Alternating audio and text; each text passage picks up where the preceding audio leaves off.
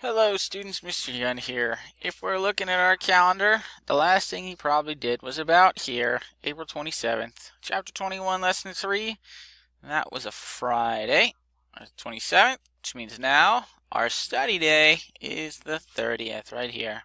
Undated, but it is the 30th, which means our test for chapter 21 is going to be on May 1st. We finally made it. We survived the longest eternal winter of Pennsylvania history. I might be exaggerating a little bit on that. It was a rough winter though, but we've survived. It's May.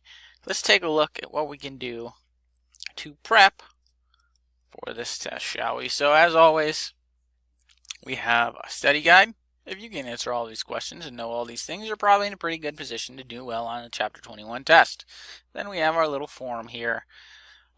This chapter itself wasn't particularly long or difficult, but I always advise you to reread that chapter one more time.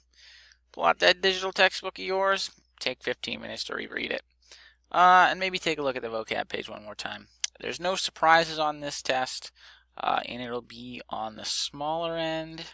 We take a look at it, 45 points, no essay question. So that's it. Good luck on the test tomorrow, and as always, let me know if you need me. Have a good one.